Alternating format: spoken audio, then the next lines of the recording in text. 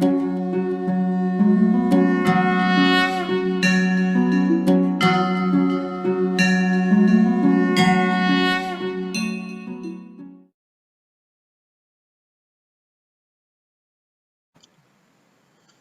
દોસ્તો, કેમ છો બધા? હરિઓમ. દોસ્તો, આજે હવે આપણે ઉષ્માગતિશાસ્ત્રના કેટલાક દાખલાઓ વિશે વાત કરવાની છે. તમે લોકો પણ મારી જેમ કેલ્સી નોટબુક અને પેન લઈને બેસો. જે વસ્તુ આવતી જાય તે સાથે સાથે તમારે લોકોને કરવાની છે.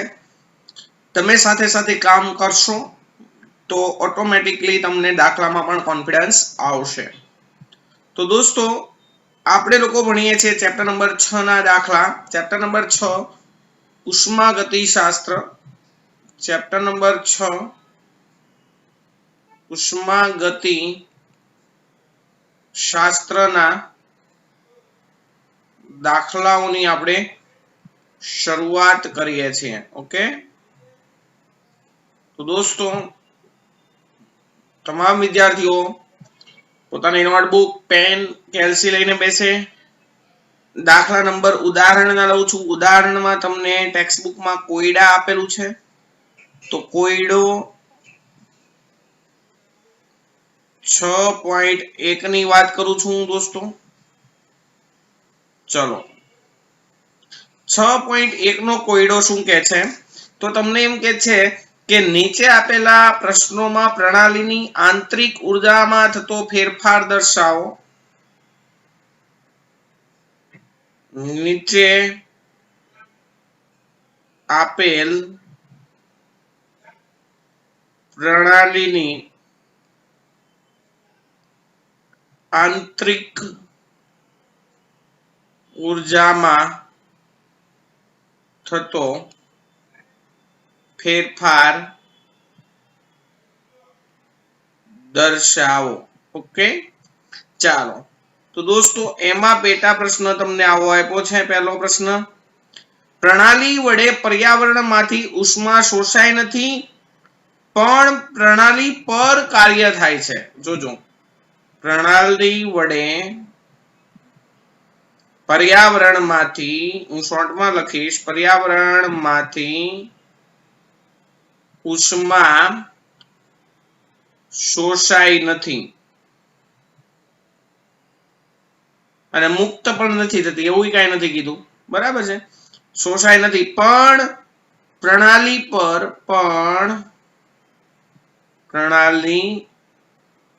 પર કાર્ય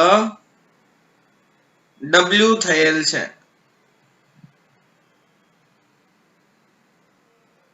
તો પ્રણાલીની દિવાલ કેવા પ્રકારની હશે? પ્રણાલીની દિવાલ કેવા પ્રકારની હશે? ચલો, એક તો તમારે આ સવાલમાં આંતરિક ઉર્જામાં થતો ફેરફાર ગણવાનો છે અને પ્રણાલીની દિવાલ કેવા પ્રકારની છે એ પણ ગણવાનું છે. તો દોસ્તો, તમારી પાસે સ્ટેટમેન્ટ છે. ઉષ્માગતિશાસ્ત્રનો પ્રથમ નિયમ. ઉષ્માગતિશાસ્ત્રનો પ્રથમ નિયમ શું છે? ઉષ્માગતિશાસ્ત્રનો પ્રથમ નિયમ કે ડેલ્ટા U = Q + W. હવે હાલમાં પ્રણાલીએ પર્યાવરણમાંથી ઉષ્મા શોષાય નથી એવું કીધું છે. તો ઉષ્મા શોષાય નથી એમ મુક્ત થાય છે એવું નથી કીધું, એટલે મુક્ત પણ નથી થતી એમ કહી શકીએ આપણે. એટલે Q બરાબર 0 હોય તો દોસ્તો પ્રણાલી આ દરમિયાન ઉષ્મા મેળવતી નથી કે ગુમાવતી નથી, એટલે એની દિવાલ કેવી થશે? સમોષ્મી. પ્રણાલીની દિવાલ કેવી થશે? સમોષ્મી. પ્રણાલીની દિવાલ કેવી થશે? સમોષ્મી. પ્રણાલી પર કાર્ય થાય છે ભાઈ, પ્રણાલી પર કાર્ય થાય છે એટલે કાર્યની કિંમત કેમ આવશે? ધન. પ્રણાલી દ્વારા કાર્ય થતું હોય તો કાર્યની કિંમત ઋણ થઈ જાય. તો દોસ્તો, હાલમાં આંતરિક ઉર્જાનો ફેરફાર થશે માત્ર ને માત્ર W જેટલો +W જેટલો, અને દિવાલ થશે એડિયાબેટિક. એટલે તમારો આન્સર આવશે ડેલ્ટા U = W એડિયાબેટિક એટલે કે સમોષ્મી પ્રક્રમ દ્વારા થતું કાર્ય. That's all. ઓકે, તો આવી રીતે તમને MCQ માં આ બધા પ્રશ્ન પૂછાઈ શકે. બીજો પ્રશ્ન છે પ્રણાલી પર કાર્ય થયેલ નથી પણ ઉષ્માનો જથ્થો Q પ્રણાલીમાંથી લઈને પર્યાવરણને આપવામાં આવ્યો છે, તો પ્રણાલીની દિવાલ કેવી હશે? પ્રણાલી પર કાર્ય થયેલ નથી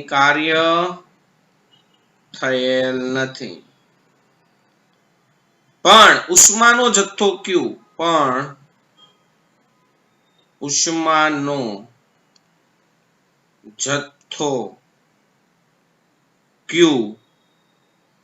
પ્રણાલીમાંથી લઈને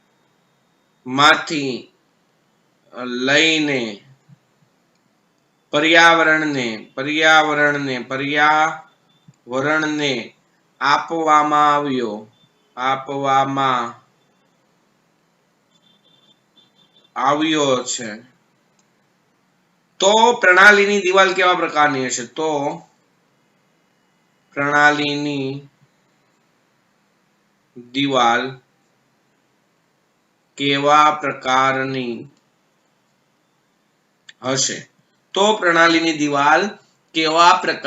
હશે? તો દોસ્તો સેમ ટુ સેમ પહેલા તો આંતરિક ઉર્જા ફેરફાર ગણવાનો છે, એટલે delta U is equal two Q plus W. હાલમાં કાર્ય થતું નથી એટલે W બરાબર 0. ઓકે દોસ્તો, હવે કાર્ય અહીંયા નથી થતું દોસ્તો, પણ તમને એમ કીધું છે પ્રણાલીમાંથી પર્યાવરણને Q જેટલી ઉષ્મા આપવાની છે. એનો મતલબ એવો થયો કે પ્રણાલી ઉષ્મા ગુમાવે છે, તો અહીં આપણે એમ લખશું, અહીં પ્રણાલી ઉષ્મા ગુમાવે છે, આથી Q ની કિંમત કેવી લેવાની? નેગેટિવ જ લેવાની ભાઈ. પ્રણાલીમાં ઉષ્મા ઉમેરાતી હોય તો Q ની કિંમત પ્લસ, નીકળતી હોય તો Q ની કિંમત માઇનસ. તો દોસ્તો અહીંયા થઈ જશે delta U is equal two Q ની બદલે માઇનસ Q અને W ની કિંમત 0. તો તમારો આન્સર થઈ ગયો delta U is equal two minus Q. અને દિવાલની વાત કરીએ તો ઉષ્મા પ્રણાલીમાંથી બહાર નીકળે છે, એટલે આપણે એમ કહીશું કે અહીં પ્રણાલીની દિવાલ ઉષ્મીય વહન કરતી દિવાલો હશે. ઉષ્મીય વહન કરતી દિવાલો, કારણ કે ઉષ્માનું વહન અહીંયા થાય છે, એટલે આ તમારો નેટ આન્સર થશે. ઓકે, ચાલો નેક્સ્ટ ક્વેશ્ચન તમને એવો આપવામાં આવેલો છે કે પ્રણાલી વડે કાર્ય થયેલ છે અને ઉષ્મા પ્રણાલીને આપવામાં આવેલ છે. પ્રણાલી વડે કાર્ય થયેલ છે અને ઉષ્મા પ્રણાલીને આપવામાં આવે છે, અને ઉષ્મા પ્રણાલીને આપવામાં આવે છે, તો દિવાલ કેવા પ્રકારની હશે? તો પ્રણાલી કેવા પ્રકારની હશે અને આંતરિક ઉર્જા ફેરફાર કેટલો? તો દોસ્તો આંતરિક ઉર્જા ફેરફારનું તો સૂત્ર એઝ ઇટ ઇઝ આપણે લખશું, delta U is equal two Q plus W. હવે આ Q ની કિંમત અને W ની કિંમત ધન આવે, ઋણ આવે, 0 આવે, તો કે પ્રણાલી વડે કાર્ય થાય છે, આથી કાર્યની કિંમત માઇનસ. અહીં પ્રણાલી વડે કાર્ય થતું હોવાથી W ની કિંમત કેવી લેશું આપણે? નેગેટિવ. પ્રણાલી પર કાર્ય થાય તો W ની કિંમત પ્લસ લેવાય, પ્રણાલી દ્વારા કાર્ય થાય તો W ની કિંમત માઇનસ લેવાય. વળી પ્રણાલીને ઉષ્મા આપવામાં આવે છે, એટલે કે પ્રણાલી ઉષ્મા મેળવે છે. તો દોસ્તો Q ની કિંમત કેવી થશે? પોઝિટિવ, કારણ કે પ્રણાલી ઉષ્મા મેળવે છે. તો દોસ્તો અહીંયા તમારો આન્સર થશે delta U is equal to Q ની કિંમત તો એની પ્લસ જ લેશો, ડબલ્યુ ની કિંમત માઇનસ લેશો. Q minus W it's your change in internal energy. Okay. અને દોસ્તો પ્રણાલી ઉષ્મા મેળવે છે અને કાર્ય કરે છે એનો મતલબ એવો થયો કે અહીં પ્રણાલી બંધ પ્રણાલી હોય એટલે આ પ્રણાલી બંધ પ્રણાલી થાય, બંધ પ્રણાલી હોય. એની પ્રોબ્લેમ? તો દોસ્તો આ થઈ ગયો ઉદાહરણનો દાખલા નંબર 1. તો આવી રીતે તમારે લોકોને દાખલા ગણવાના થશે. ચાલો હવે ઉદાહરણનો દાખલા નંબર 2, એને આપણે કહીએ છીએ કોયડો 6.2. રકમ પહેલા કમ્પ્લીટ સમજજો. એનસીઈઆરટી ટેક્સ્ટ બુકમાં રકમ થોડીક અટપટીઓ આપેલી છે, પહેલા રકમને સમજવી પડશે અને ત્યારબાદ સોલ્યુશન બરાબર થશે. ચલો તો 25 ડિગ્રી સેલ્સિયસ તાપમાને 2 લિટર આદર્શ વાયુ, જોજો પહેલા શોર્ટમાં લખો, 25 ડિગ્રી સેલ્સિયસ તાપમાને 2 લિટર આદર્શ વાયુ તમારી પાસે પહેલા હતો. ઓકે. 25 ડિગ્રી સેલ્સિયસ તાપમાને 2 લિટર આદર્શ વાયુ એક વાતાવરણ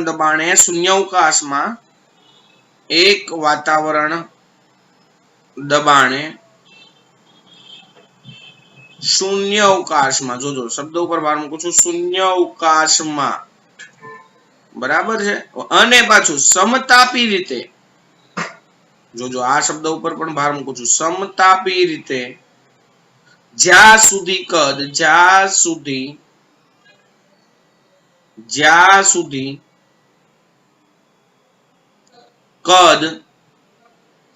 10 લિટર થાય ત્યાં સુધી વિસ્તરે છે. 10 લિટર થાય ત્યાં સુધી વિસ્તરે છે. તો કેટલી ઉષ્મા શોષાય હશે? તો કેટલી ઉષ્મા શોષાય હશે અને આ વિસ્તરણમાં કેટલું કાર્ય થયું હશે? તો દોસ્તો તમને લોકોને આખો એક કન્સેપ્ટ ભણાવ્યો તો યાદ કરો. આવી રીતે એક વાયુ ભરેલો ગોળો હતો તમારી પાસે, યાદ કરો. એ વાયુ ભરેલા ગોળાને આપણી પાસે બીજો ગોળો હતો, શૂન્યાવકાશિત ગોળો, એની સાથે આવી રીતે જોડી દીધો હતો અને એમની વચ્ચેનો વાલ્વ હતો, એ વાલ્વ ખોલતા હતા, બરાબર છે ને? તો અહીંયાથી આ વાયુનું પ્રસરણ અહીંયા થતું હતું. આ શૂન્યાવકાશિત ગોળો છે,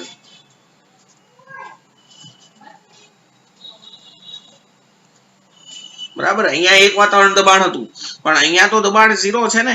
તો યાદ કરો આ દરમિયાન આપણે એમ લખતા હતા કે વાયુ કોઈ ઉષ્મા મેળવતો નથી કે ઉષ્મા ગુમાવતો નથી, એટલે Q બરાબર 0 કરતા હતા, યાદ કરો. આ દરમિયાન વાયુ દ્વારા થતું કાર્ય બરાબર 0 કરતા હતા, યાદ કરો. Q પ્લસ W બંને 0 હોય તો ડેલ્ટા U બરાબર પણ 0 હોય અને ડેલ્ટા H બરાબર પણ 0 હોય. યાદ કરો, યાદ. હવે એ સાબિત કરો સાહેબ. તો જો દોસ્તો તમને કીધું એમ સમતાપી રીતે જ્યાં સુધી વિસ્તરણ થાય ત્યારે કેટલી ઉષ્મા શોષાય હશે અથવા તો કેટલું કાર્ય થયું હશે? તો યાદ કરો આદર્શ વાયુનું આપણે કીધું હતું, આદર્શ વાયુનું સંકોચન કે વિસ્તરણ થાય,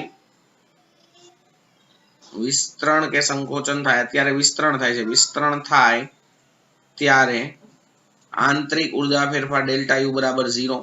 તો તમારી પાસે ડેલ્ટા U બરાબર Q પ્લસ W હોય અને એના બરાબર 0 માટે Q બરાબર માઇનસ W. ઓકે. હવે W બરાબર શું થાય? તો કે પ્રણાલી અત્યારે કદમાં વધારો થાય છે, આમ વિસ્તરણ થાય છે, તો W પ્રણાલી દ્વારા કાર્ય થાય, એટલે માઇનસ આપણે લખીએ P ડેલ્ટા વી પણ દોસ્તો શૂન્યાવકાશ માટે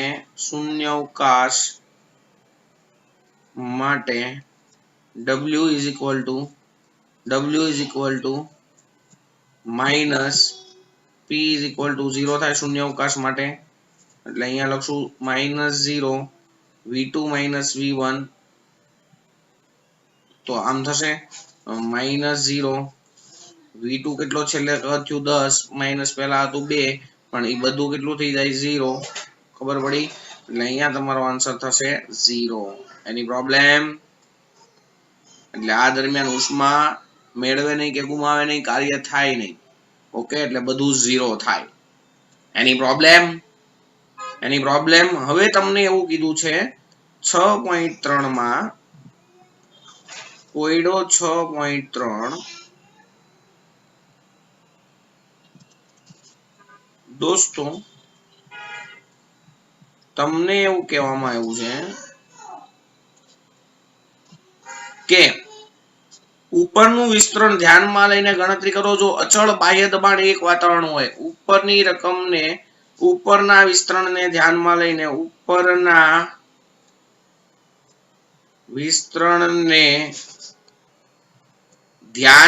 લઈને ગણતરી કરો. જો અચળ બાહ્ય દબાણ 1 atm હોય, ઉપરના વિસ્તરણને ધ્યાનમાં લઈને જો આપણે અહીંયા રકમ આપણી રીતે કરી નાખી. જો અચળ બાહ્ય દબાણ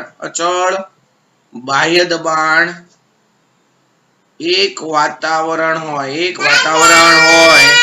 તો ઉષ્મા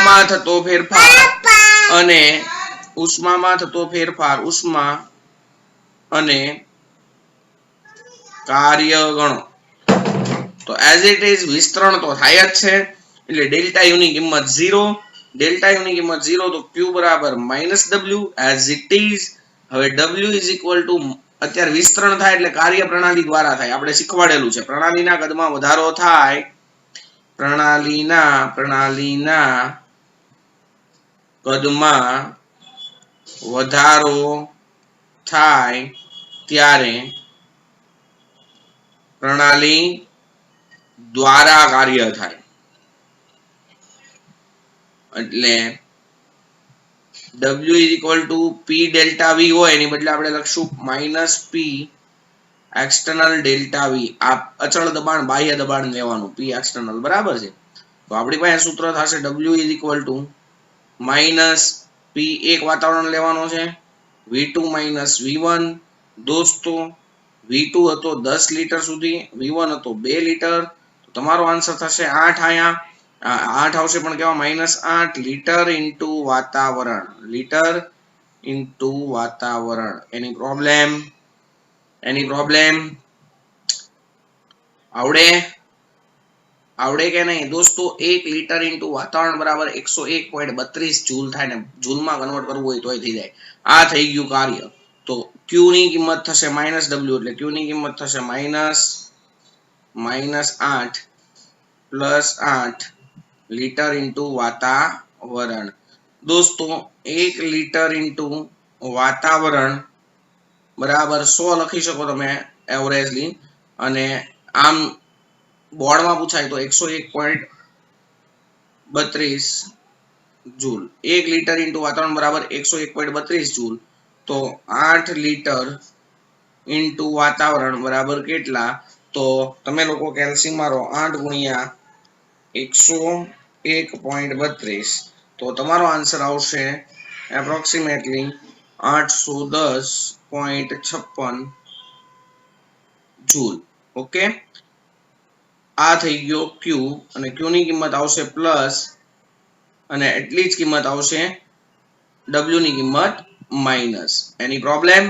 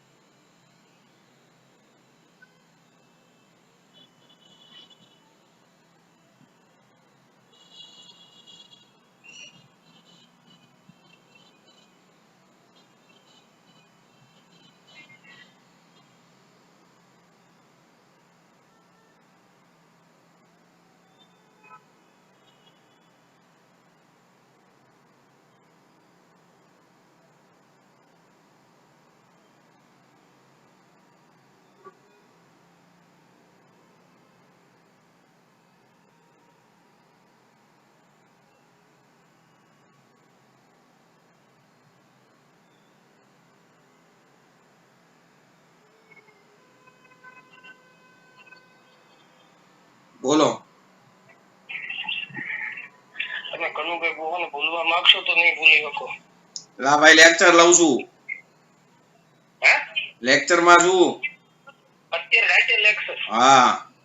સવારમાં ફોન વેલો કરું તો લેક્ચર. કરો વિડિયો કોલ, હમણાં ખબર પડે. હે? વિડિયો કોલ કરો તો ખબર પડે. ના ના ના તો ડિસ્ટર્બ નથી કરવું.